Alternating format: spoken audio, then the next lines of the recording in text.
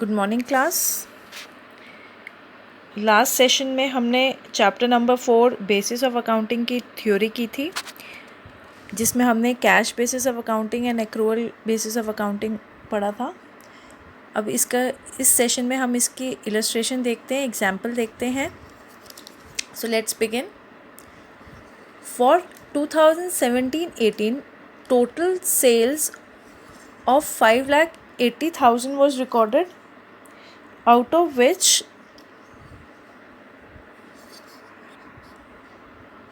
3,70,000 was credit sales. Similarly, total expenses for the year was 2,80,000, out of which 70,000 are still outstanding. That means not paid. So you need to calculate the income for the year 2017 and 18 with cash basis of accounting and with accrual basis of accounting. तो हमें total sales given है 5,80,000 and credit sales given है, तो हम cash sales find out कर लेंगे, which will be total sales minus credit sales.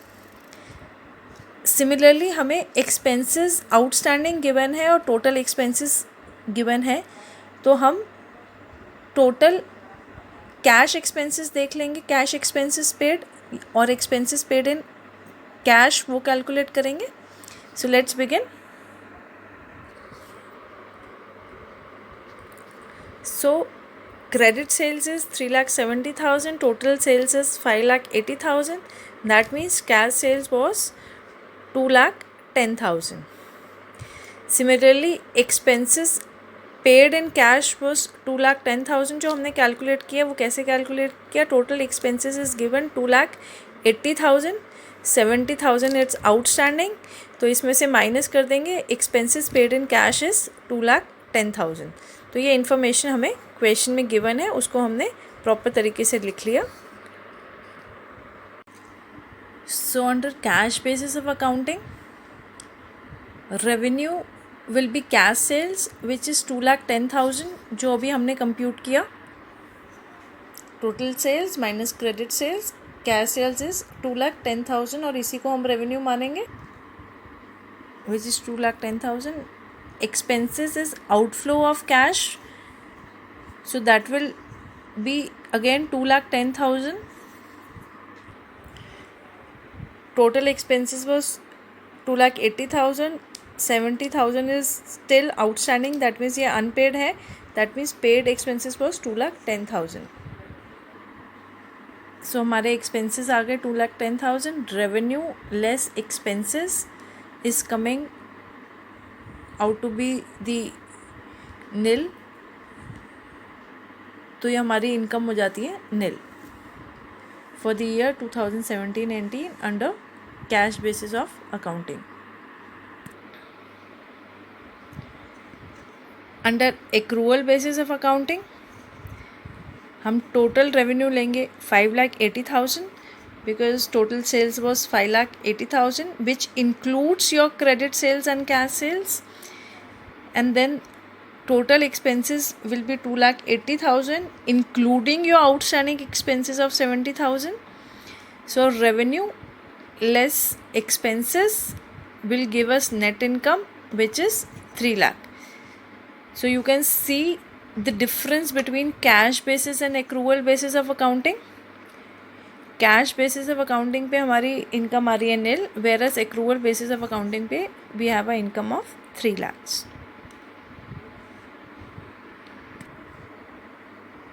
Then we take next illustration.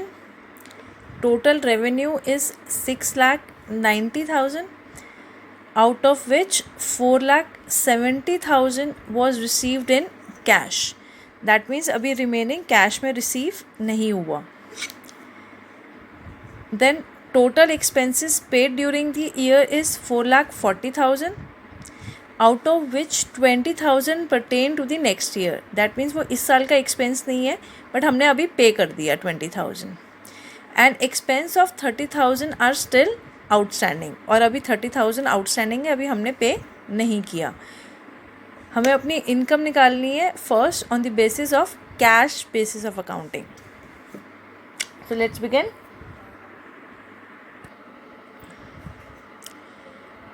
Revenue will be 4,70,000. Why? Because total revenue is 6,90,000, out of which 4,70,000 was received in cash.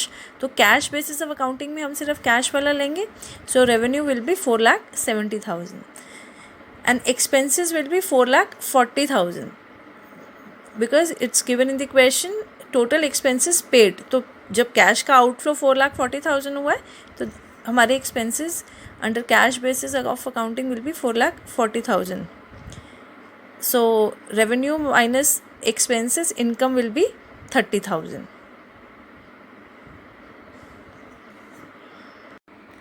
So now we will solve this illustration under accrual basis of accounting. So under accrual basis of accounting, total revenue will be 6,90,000. Because हमें question में given है total revenue is 6,90,000, out of which 4,70,000 was received in cash. But accrual basis में हम cash और credit दोनों लेते हैं, तो हम अपना टोटल रेवेन्यू जो है वो 6,90,000 ही लेंगे. Then total expenses is coming out to be 4,50,000. उसकी कैलकुलेशन हमने कैसे की? We are given with total expenses paid is 4,40,000, out of which 20,000 pertain to next year.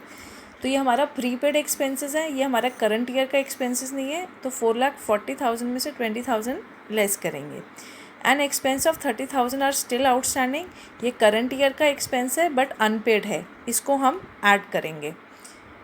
So 4,40,000 less 20,000 plus 30,000, तो हमारे टोटल एक्सपेंस बनता है 4,50,000. सो इनकम होगी हमारी 6,90,000 minus 4,50,000. 2,40,000 will be our income. So you can see accrual basis पे हमारी income आ रही है 2,40,000, whereas cash basis of accounting पे हमारी इनकम आ रही है 30,000, बिकॉज इसमें हम outstanding prepaid paid in advance ignore करते हैं. Now next illustration. Accounting period is 2016 and 17. The total sales of the firm were 7 lakh, out of which cash sales were 4,50,000. The total expenses for the year was 5 lakh, out of which 2,10,000 are outstanding.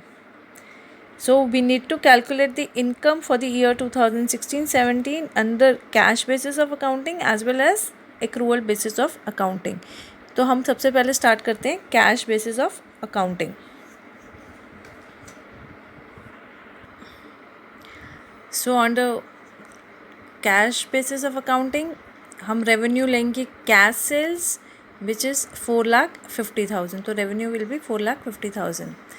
Then expenses will be total expenses for the year is 5 lakh, out of which 2,10,000 are outstanding, मतलब unpaid है अभी तक. तो paid कितना है? 5 lakh minus 2,10,000, only 2,90,000 has been paid in cash. So under cash basis of accounting हम इसी को expense मानेंगे. So revenue less expenses will give us income of 1,60,000. Now we'll do with accrual basis of accounting.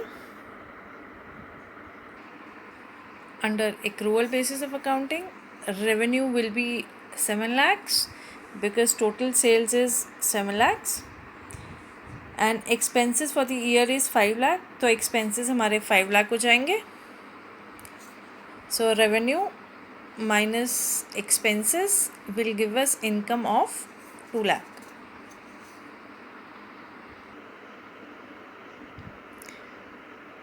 With this, we end our session. Thank you.